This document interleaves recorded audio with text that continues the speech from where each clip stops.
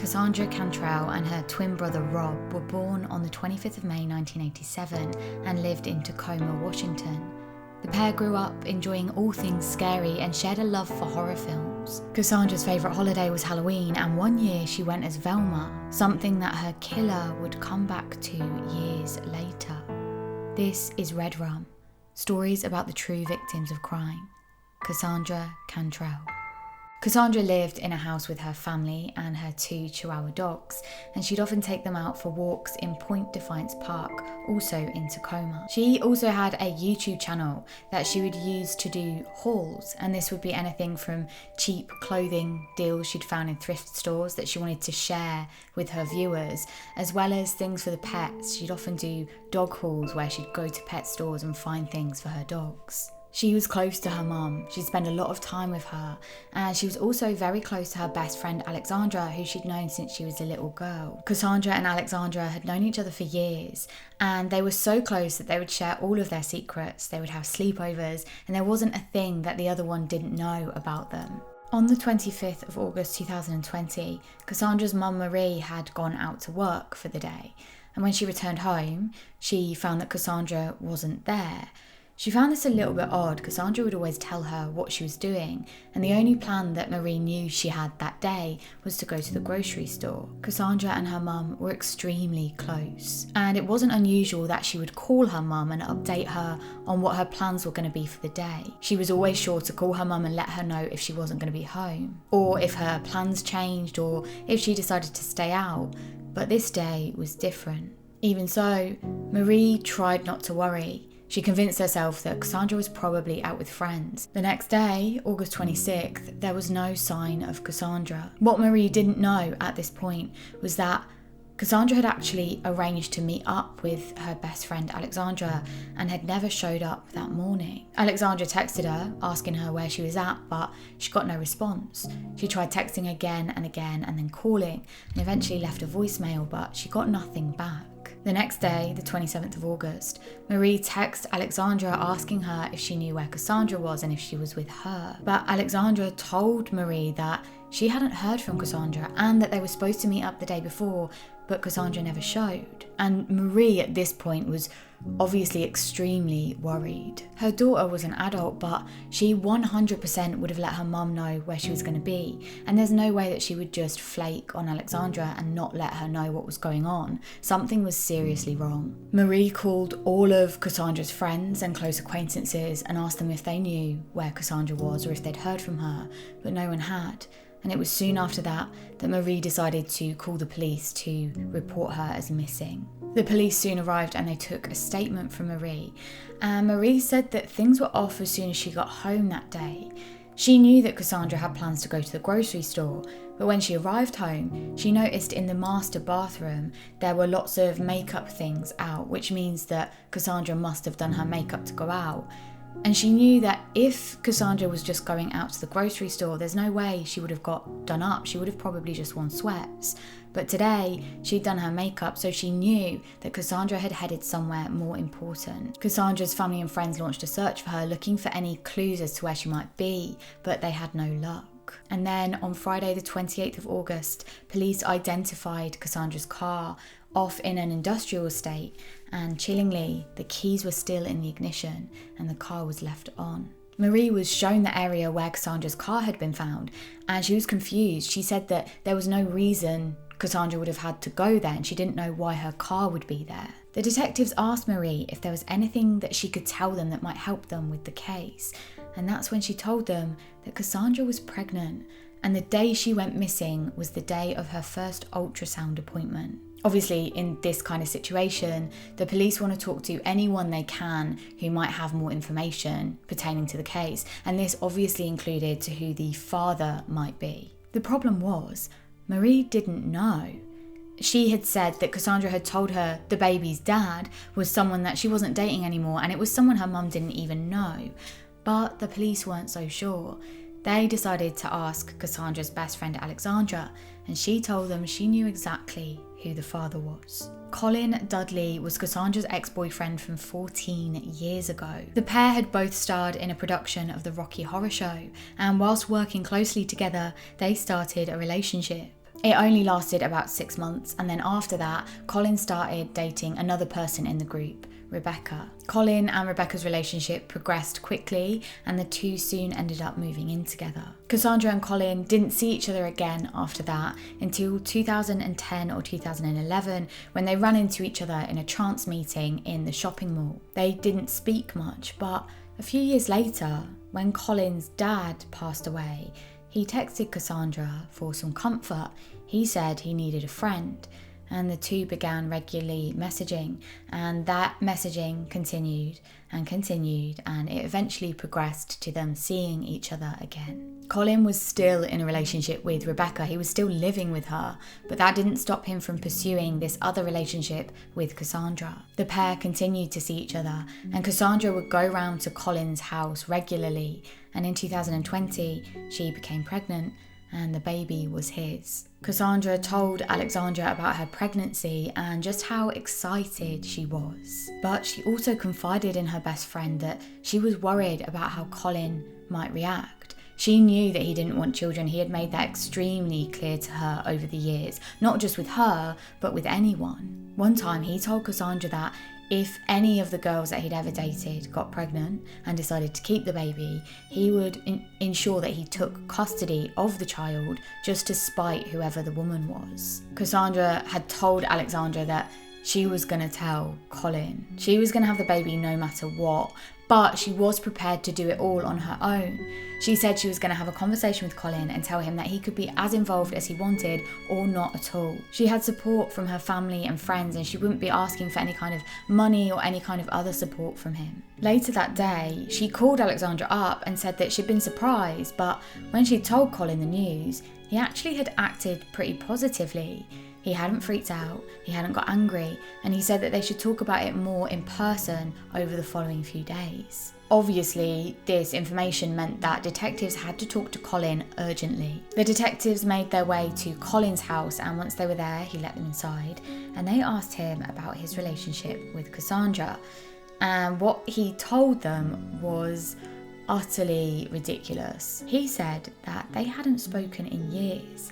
He said that they had initially dated in 2006, and then they'd run into each other a few years later in either 2010 or 2011 at that shopping centre, and then he said he hadn't spoken to her ever since. He told them that he certainly didn't know she was pregnant and that he hadn't seen her, other than that one time, in 14 years. Detectives told him that Cassandra was pregnant and that she had been telling people that he was the father, but he said that was impossible. He said there was no way. Detectives knew this wasn't true, but they needed some solid proof, and so they actually managed to get a warrant for his phone, and they took it away to be forensically examined.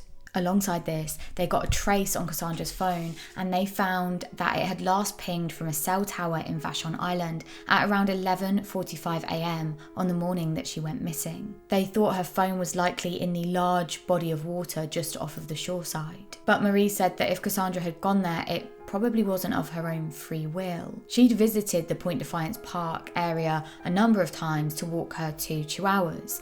But that morning she'd left her chihuahuas at home, and there was no way she would go and throw her own phone in that body of water.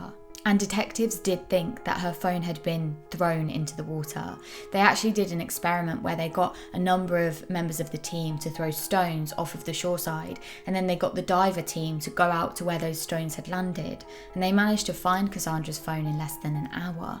Detectives searched Cassandra's phone for the records of who she had been calling and who had been calling her. And on that list, they found one number that was repeated over and over again, both from her calling it and it calling her. But the number was just that, just a number. There was no name attached to it. And so officers asked Marie if she knew who it belonged to. She searched her phone, she saw if she recognised it, and she didn't. And so detectives moved on and they asked Alexandra. And again, she didn't know who it belonged to. She couldn't prove it, but she was pretty sure that it was probably Colin's. Although they didn't have a person who could tell them who it belonged to, they obviously had Colin's phone. They'd got a warrant for it. So it didn't take them long to identify that the person who had been calling her and who she'd been calling was in fact Colin Dudley. They searched his phone and found Cassandra's number appeared on it a lot. Suspiciously though, Cassandra's number wasn't saved under her name.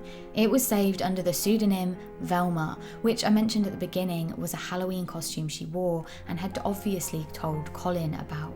Throughout the weeks following Cassandra's disappearance, police had been trawling through CCTV footage, dash cam footage, Ring doorbell footage, trying to find evidence of Cassandra's car journey from when she left that morning to where it had been found in that industrial estate. They found that a neighbour's security camera footage tracked Cassandra's white Mazda leaving the estate at 8:35 a.m, and that was the last known sighting of Cassandra. They also managed to obtain a piece of footage from a dash cam that showed Cassandra's white Mazda being parked on the side of a road, and then the footage showed a man dressed all in black getting out of that car and walking down the street. It was a sunny day, but the man didn't necessarily look out of place. His outfit, although it was all black, was just a t-shirt and jeans, so although it was partially disguising, it didn't really draw attention to him. What was suspicious about the way he was dressed, though, was that he was wearing medical gloves. He had a hat over his head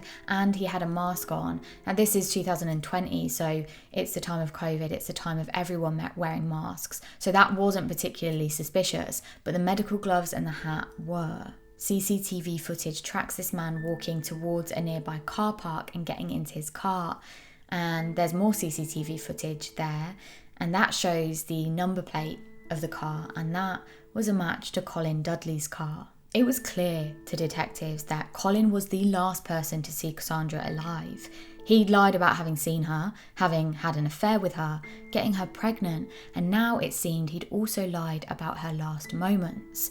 Now, detectives actually did manage to get a warrant for the black box in Colin's car, and this gave them a lot of information. It showed that on the day after Cassandra had gone missing, on the day after she had visited Colin at his house, Colin's car had driven to a nearby wooded area and stopped there for a little while. The detective sergeant, Brent Van Dyke, said, quote, I got there first and looked over the hillside, and you could clearly see that there was a garbage can halfway down the hill. You could see that the garbage can had a bag liner and some ropes around it. The investigating team didn't have to go far.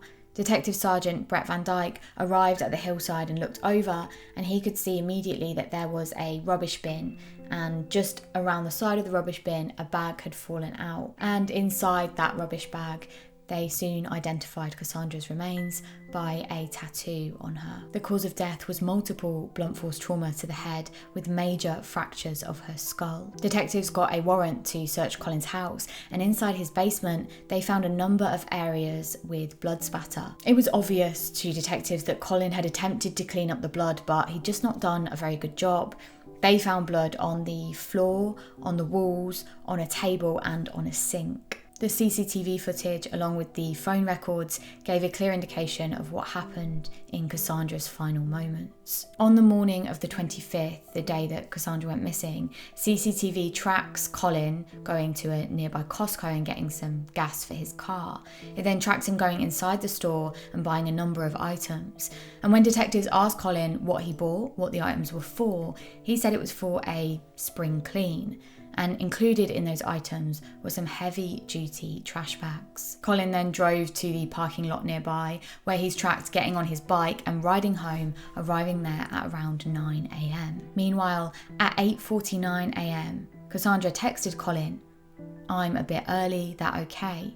And he replied, "Yep, come on down." Although forensic technicians did manage to retrieve this information, Colin had physically deleted it off of his phone. And then there's a 2-hour gap where there's no movement on either Colin or Cassandra's phone, and there's obviously no eyewitness accounts. Presumably their phones are in the house with them this whole time. And then at around 11:40 a.m, Colin's phone is switched off, and Cassandra's phone is tracked moving from the house to that industrial area where her car was later found. After Colin had dumped Cassandra's car, CCTV tracks him going back to the parking lot where he'd parked his car earlier that day. And then he gets back in his car, drives to that body of water where he throws the phone into the water, gets back into his car and then drives home. Colin had tried to cover his tracks a bit. He had called his phone provider on the morning of the murder, saying that he was having issues with his phone cutting in and out. He then also texted his girlfriend, Rebecca, quote, "Hey hun, they're working on the internet today, so it and the power are out while they do tests.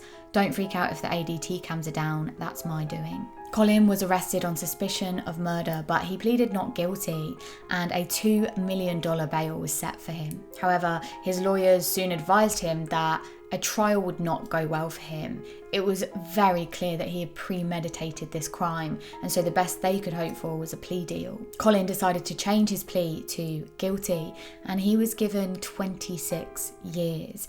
And Cassandra's family were not happy about this. They've been very vocal about the fact they weren't happy with this plea deal or the sentence. They said they wanted a trial where the full story was told, and they couldn't believe that someone could get 26 years for murdering a pregnant woman and her unborn child. Cassandra's family want to pass a law in Washington state that says that anyone who knowingly kills someone who is pregnant will automatically get a life sentence. Colin Dudley will only serve a fraction of the life that Cassandra could have had if he didn't take it from her. And CBS reports that with good behaviour, he could be out as early as 2044. This has been Red Rum. Thank you for watching. If you enjoyed this episode, please click the thumbs up button. Subscribe if you're not subscribed. We do videos once a week at least, sometimes twice. So if you're subscribed, if you hit that bell button, you will get a notification. Otherwise, you can just search Red Rum. Hopefully it will come up. I don't know. And I'll see you next week for another episode of Red Rum. Goodbye.